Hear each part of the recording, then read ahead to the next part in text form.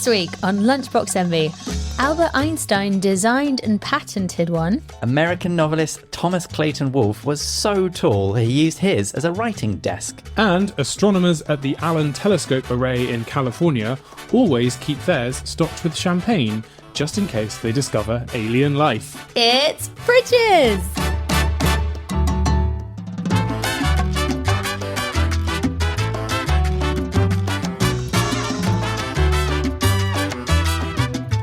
Hello and welcome to Lunchbox Envy. I'm Manu and I'm here with my fellow QI elves, Alex and Jack. Hello, Manu. Hey, how's it going? I just wanted to circle back. Why do the aliens need champagne? Yeah, they're really being optimistic, assuming it's going to be a good discovery. Yeah, that's true. So, fridges. It's interesting how in the home, they're sort of really the centre of like family life. I found this quote from a writer called Robert Fulgham, who says, on a very local scale, the refrigerator is the centre of the universe. On the inside is food essential to life. On the outside of the door is a summary of the life events of the household. Oh, that's so true. Yeah, because we put photos on it and magnets and calendars. And It's a bit like that quote from Friends when someone doesn't have a telly and Joey's like, what do you point your furniture at? It's a bit like that in the kitchen. Like everybody's got the fridge as a kind of centrepiece. It's true. Very true. Especially, we don't have like hearths anymore. I guess the fire used to be the centre of the home, and now weirdly the cold thing is the centre of the home. Yeah, that's true. Should we talk a little bit about how fridges work? Absolutely. How modern fridge works. Let's get that out of the way. Yeah.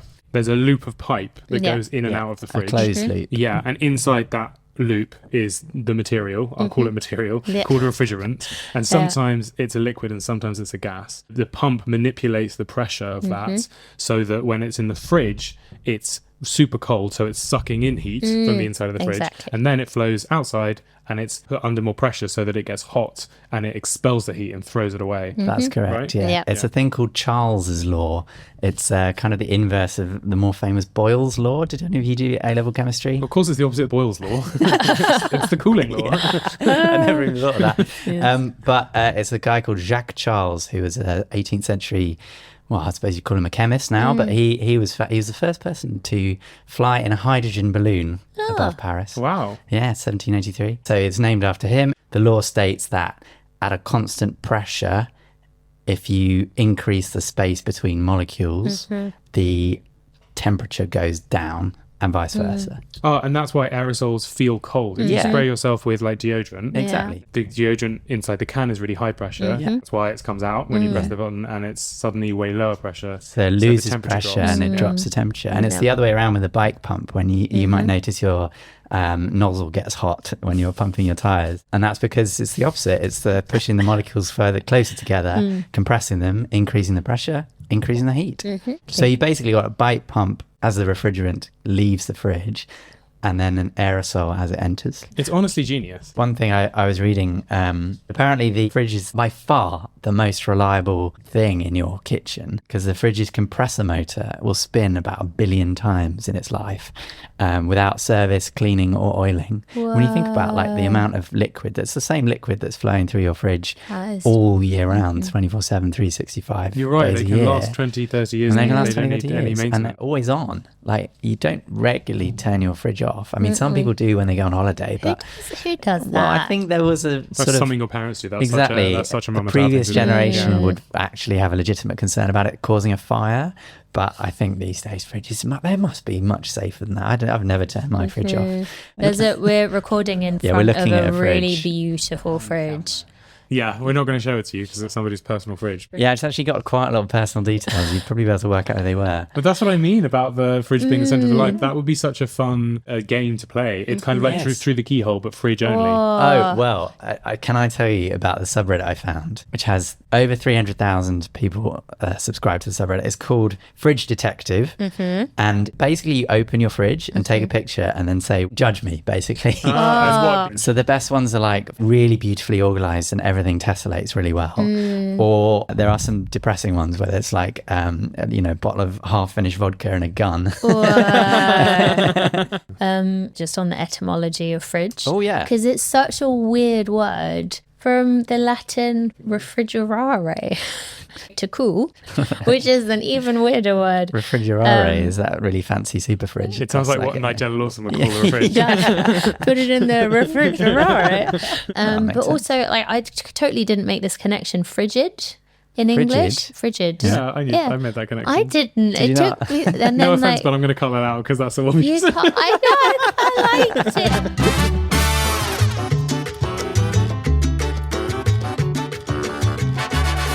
So it is time for our first lunchbox, and today that is Alex. I have brought a box of ice. Dig in. Lovely low-calorie snack for us all. Yes. I know it's a little bit boring as a lunchbox. I thought we'd start at the beginning. A box full of ice, the original refrigerator. Interesting. So there's a long, very interesting history of fridges, which I thought we could dig into. Yeah, absolutely. Let's do it. I think the Persians built the first purpose-built ice houses that we know of. I've looked into these. The yakcha. Yeah, exactly. They're kind of dug into the ground. They built a trench behind a kind of really large wall. The shade wall. Yeah, the shade wall. In the winter, that would be filled with water and it would freeze in the cold nights.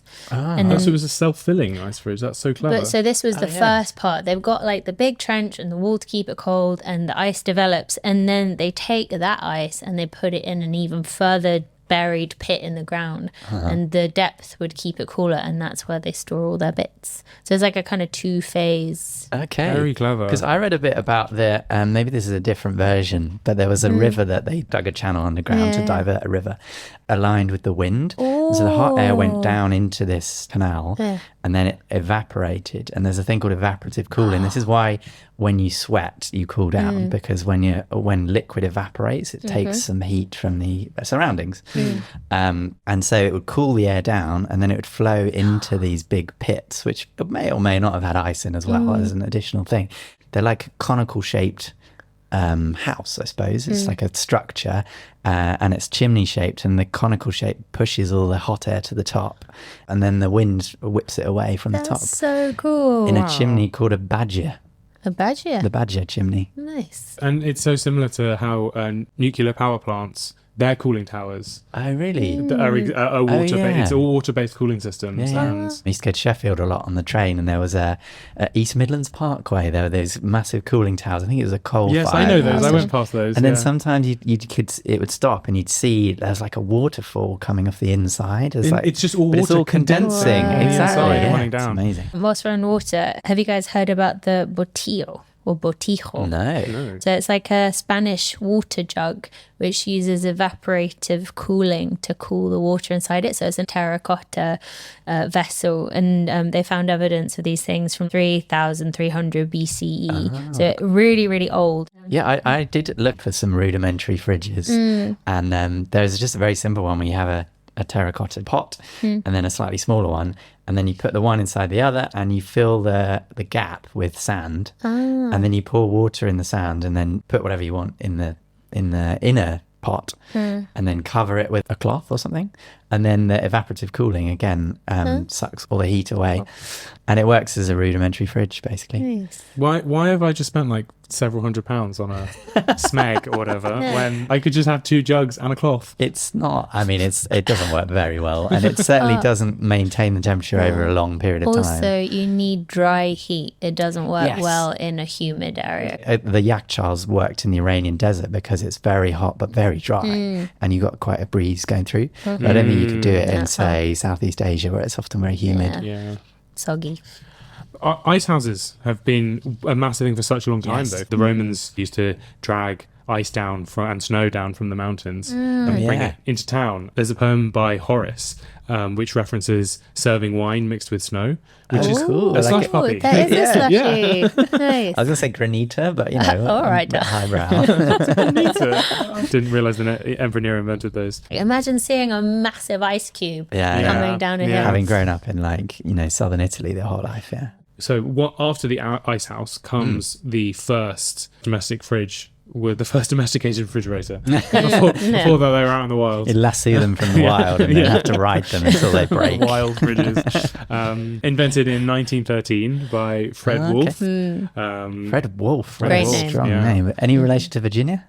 No, I don't think so. Although back in those days, there were only about sort of 40 influential famous people, and they all did everything. So quite possibly. Yeah, so it was after World War II, just like the microwave, that the technology really advanced, and you started getting fridge-freezer combos and like fridges that actually made sense in the way that they were built. They were a reasonable size, and you could keep food in them in a kind of sensible way.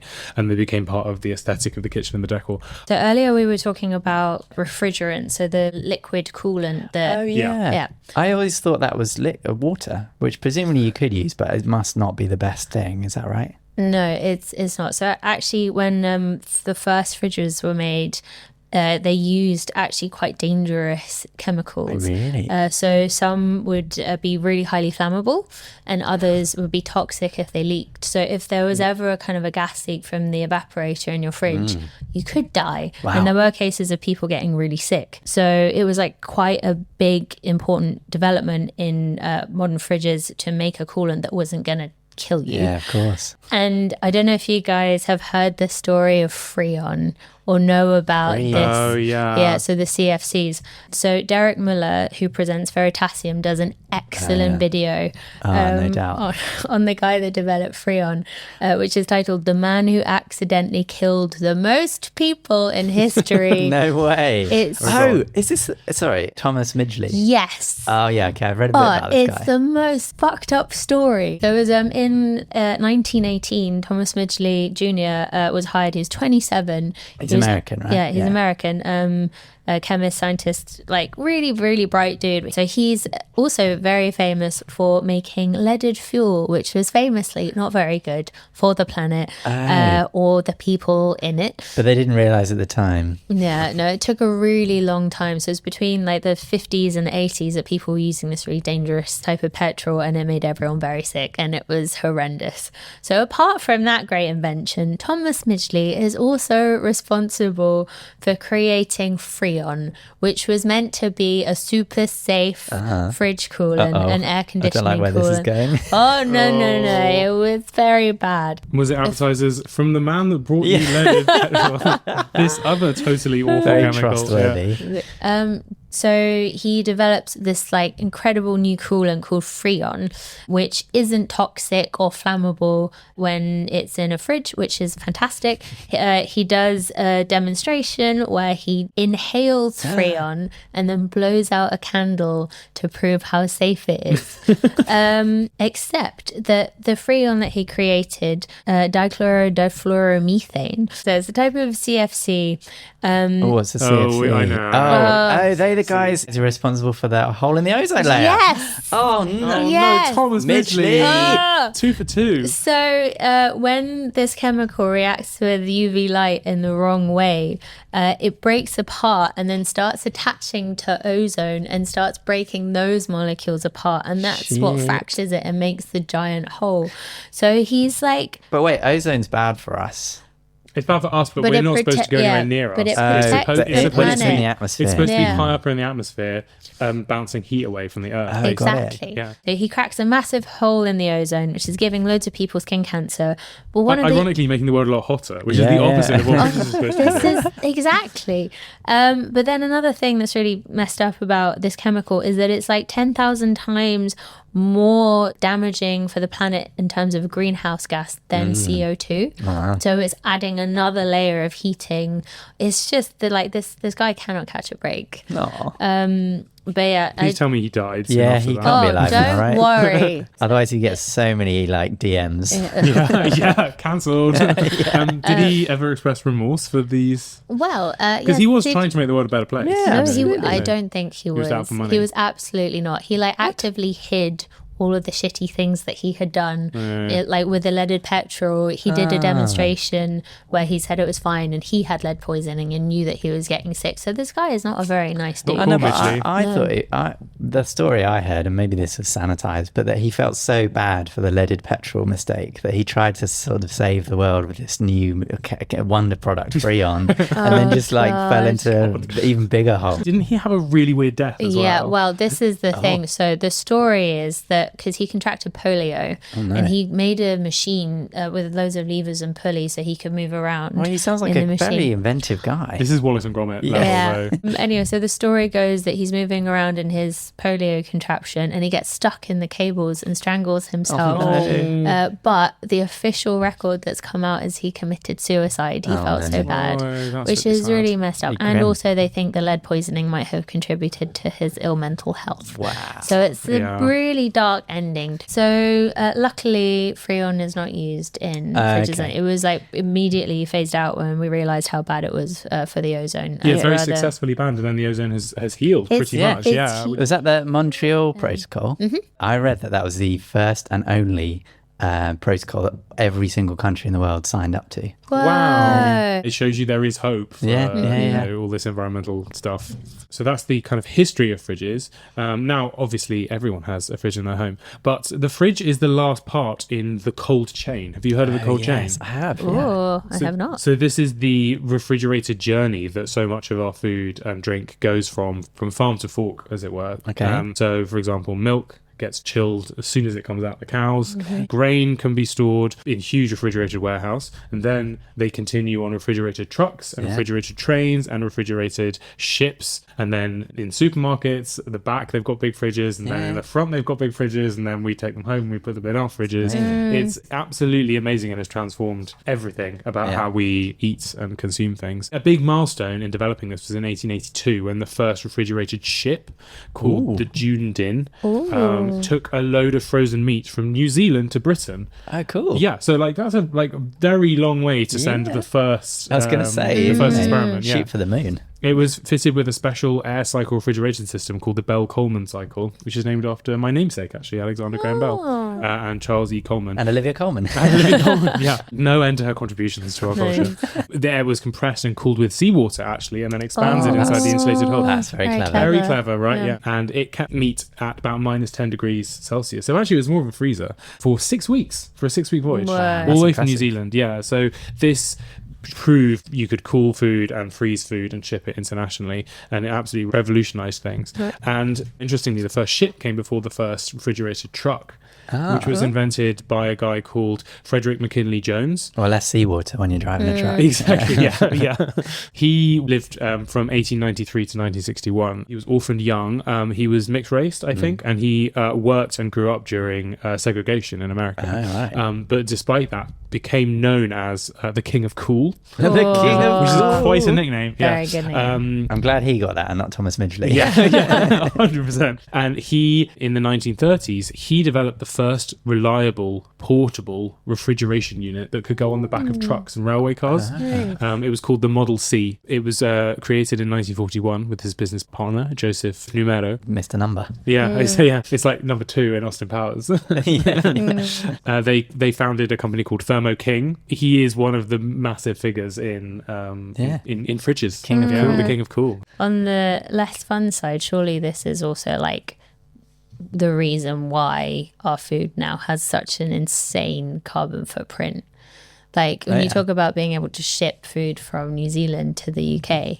Yes, but a lot of the time, specifically with New Zealand lamb, actually, it's got a lower carbon footprint than British lamb often because it's like way less involved raising process. So they just fed on the grass, whereas a lot of British lamb is fed grain that you have to grow and use up land and ship over to the ship farm. over. And actually, when you add it all up, it's interesting. There's something called the Global Cold Chain Alliance, which estimates that the total refrigerated warehouse capacity in the world, so i.e. the world's fridge space, is about 719 million cubic meters, which is about 276 Great Pyramids of Giza. Whoa, that's quite impressive. But only a tenth the size of Loch Ness, which really tells you how big Loch Ness is. Oh, wow. Yeah. Damn. Well, this is one of my oldest QI facts, is you can fit the population of the world in Loch Ness 10 times over. What? Wow. Yeah. Well, that's interesting. The number of people would fit into the world's fridge space that's perfectly. So true. Whoa. Oh, wow. That is real back of packet maths there. like Don't fact it. check us on that. But we should all try and get in all the fridges on a really hot day. Yeah. National Fridge Day. But But who would be there to let us out?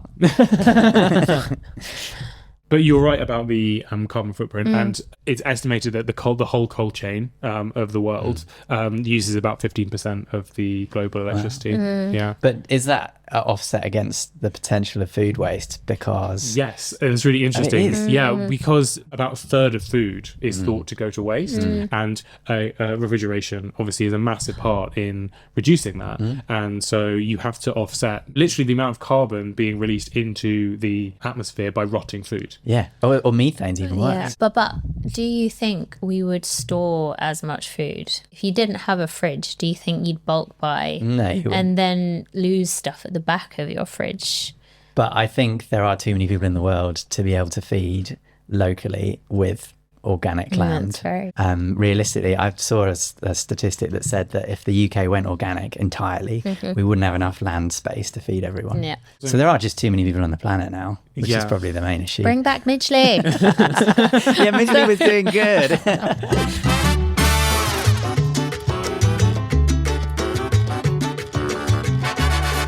It is time for our second lunchbox, and today, Jack, that is you. Yes, I've brought you a colourful dog. A what? A what? That's what it's called in Estonian.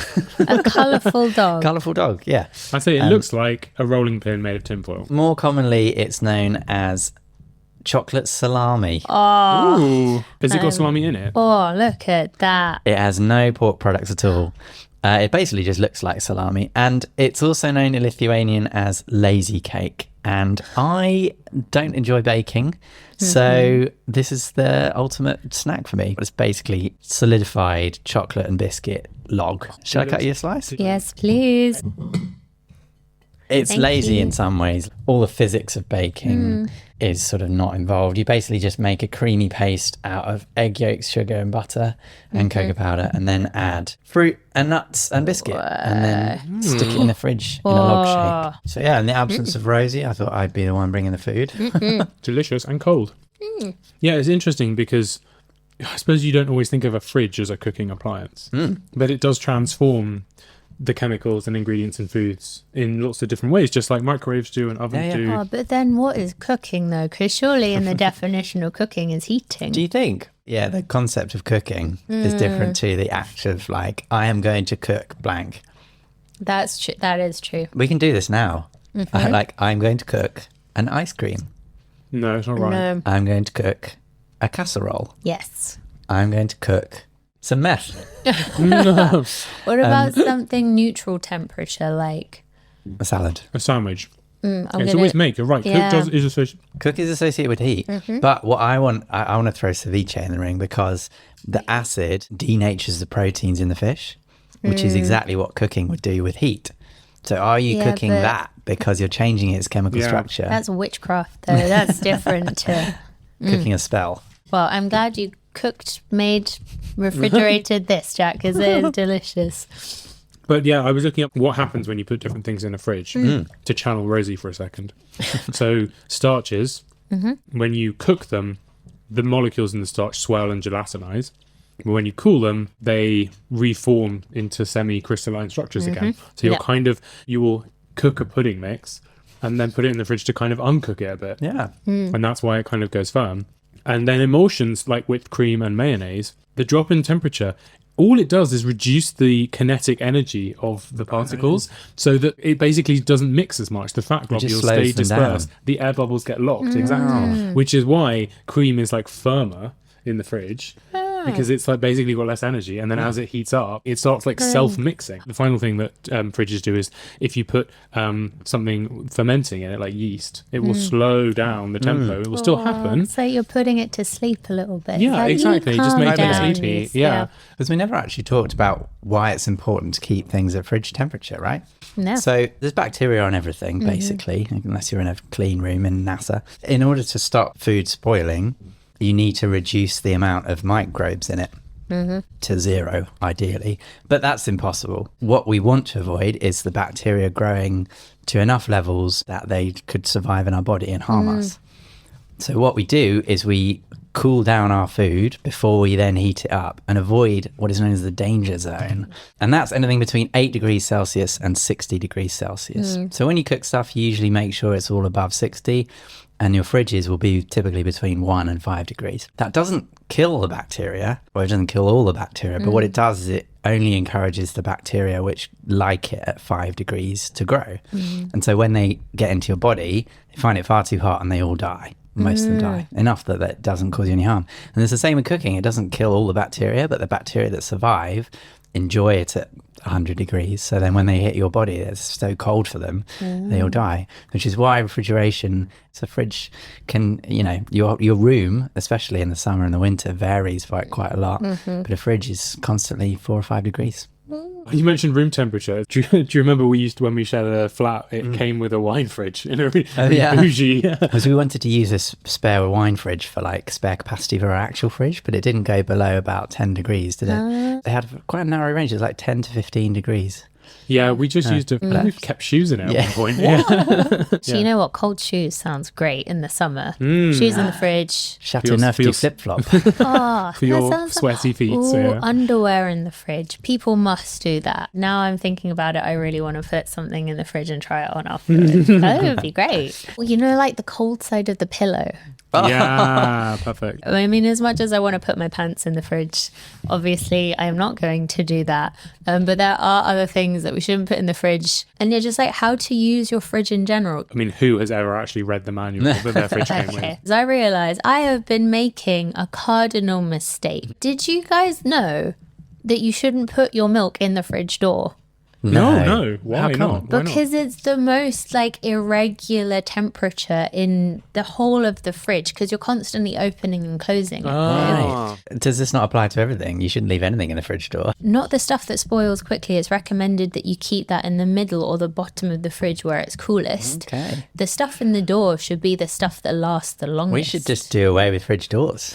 Yeah. Pants. You put your pants there. You put your pants there. Don't you also put your milk in the door because that's where the tall things can fit? That is very true. This is true. But we need shorter, fatter you milk. can also adjust your fridge shelves. That is an option. But it's such a waste of space to adjust a whole shelf for one tall thing because then all the other short things sit there and you're wasting all the air above it. But you need like a water bladder, but fill it with milk. Yeah. No, what the milk industry needs to start doing like cubic milk. Oh, that's a good idea. I read another milk hack, which is the best way to preserve your milk in the fridge is to store it upside down so that the bit of the carton with the air in is away from the spout or the the nozzle or the cap or whatever you're sealing your milk, because then the bacteria won't form. When you have unhomogenized milk and you get all the cream, but it sticks to the top so and then it smells like it's off before it actually is because it's exposed to the air so much more. But also, this relies on good milk bowl caps. You can't put your milk bottle sideways without it leaking. Whose idea was this? I'm just saying, it's just science, man. Okay, fine. I argue with bacteria. Another thing I learned about how to use your fridge, I might be the last person to learn this. The dial. Oh yeah. Yes. Yeah. I genuinely never know whether does it mean does a high number mean that because it says the 0 temperature is high? It says like 0 to 10, doesn't it? Does a high number mean that it's on the maximum power, so it's going to be coldest, or does it mean that it's the temperature is the higher? The first one. So the higher the number, the more powerful the fridge, the colder the temperature. That's so confusing. Which makes no sense. Fridge manufacturers, get your act together. just Label this goddamn dial. They should have a symbol with like a little snowflake and a big snowflake. Yes, and write the that's 0 true. next. But, That is a good public service announcement. But can you say that for sure that all fridges have this system? I am pretty sure that if yours doesn't and yours goes the other way, please Don't write in. Don't stop asking people to write in the most boring things. Tell me about Every your time fridge. you do this, I have to edit it out. Send me a picture of How the do you eat contents. your pickles? Email in. I don't fucking care. Okay. Send me a I don't want picture those of your emails. food and your fridge dial. I won't do anything weird with it. We'll judge your fridge, yeah.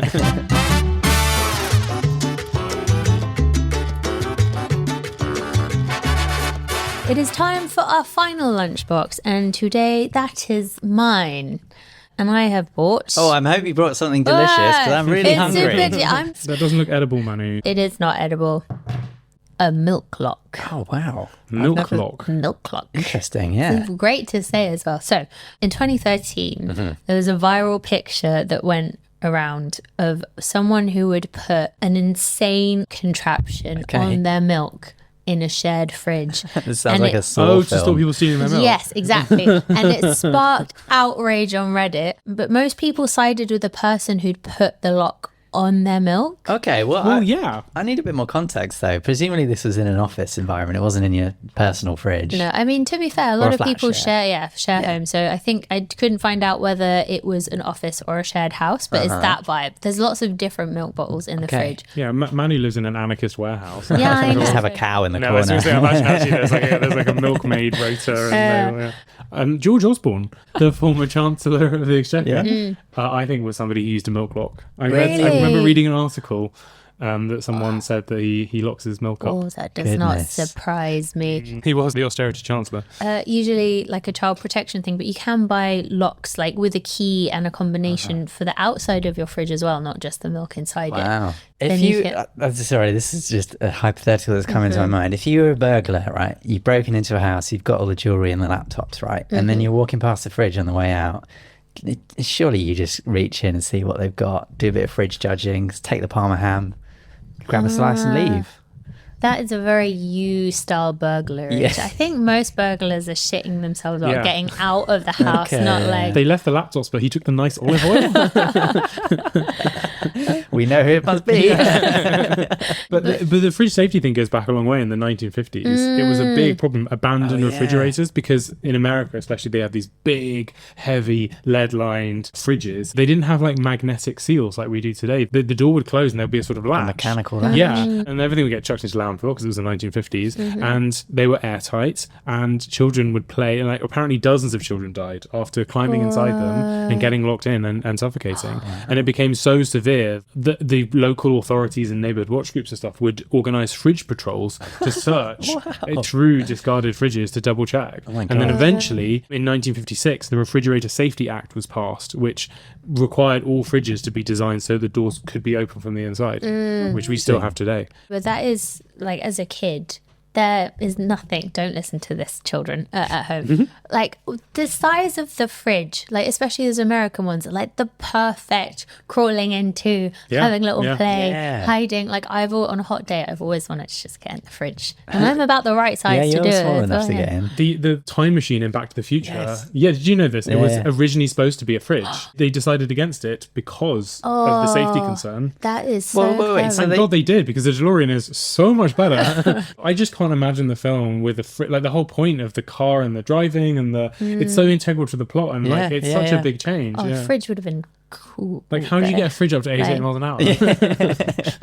Was it Indiana Jones and the Kingdom of the Crystal Skull, where he hides in a fridge because there's an imminent nuclear blast about to happen? He gets caught in a nuclear test facility and there's bomb barrels go off, and he runs inside and there's a big lead line fridge there. He throws it open, he pulls out all the drawers and he gets inside it, and then the blast goes off, and then like miles away this fridge just comes flying out of the sky, smashes down and rolls over the hill, and then he gets out and is absolutely fine. I mean, apart from just the sort of impact forces going through him, lead-lined fridges don't protect you from nuclear blasts. No, I checked this out. So first the blast force would throw the fridge so far and smash you to bits.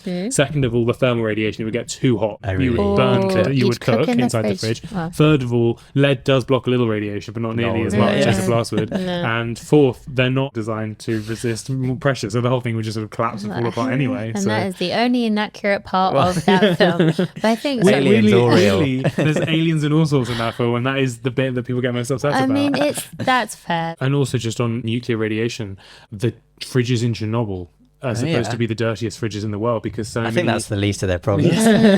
But hundreds and hundreds of people were evacuated with no notice, and all these fridges are still there to this day, still running, full of food. No, probably not still running, but they'll be growing all sorts of. Imagine what life will be in there, what ecosystems. Well, to be fair, it's now like a wildlife sanctuary, basically. Maybe they're surviving off all of that food. I reckon there's some new species in those fridges. Ooh. Bears are supposed to be able to, certainly in North America, they recognise that fridges are sources of food, and they've learned to open them. Oh yeah, they do that. They're really good at opening bins and stuff as well. They keep having to design really intricate locks, like sort of escape room things. While we're talking about fridges and security, have you guys heard about fridge hacking?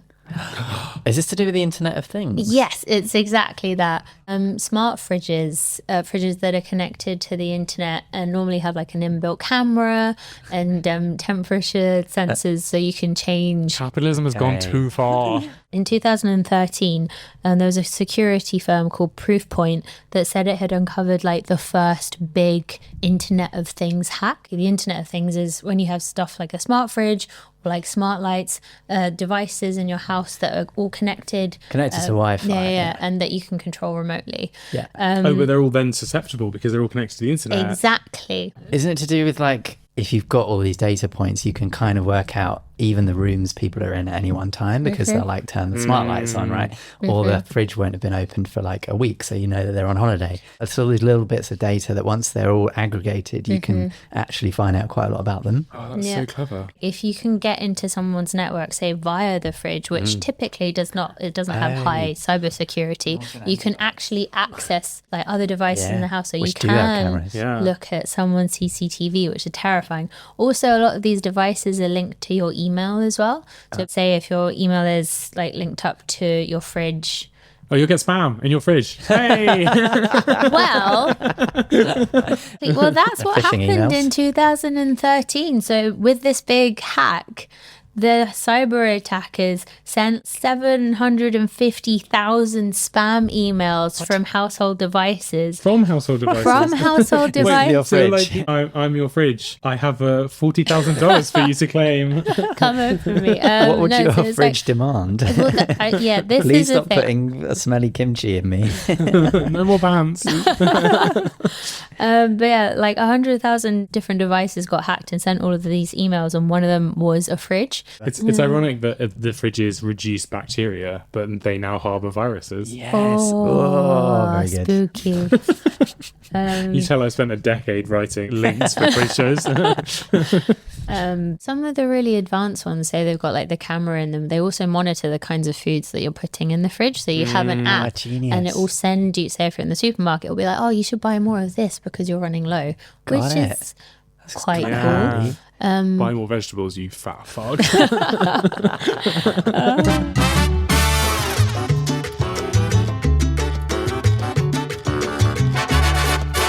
Okay, that is it for this week's edition of Lunchbox Envy.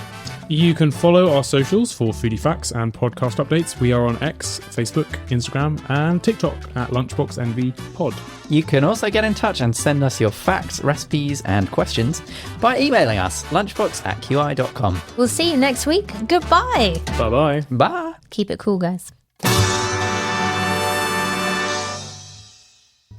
Lunchbox Envy was hosted by Jack Chambers, Alex Bell, and me, Manu Oreo. It was produced by Alex Bell. This has been a quite interesting podcast.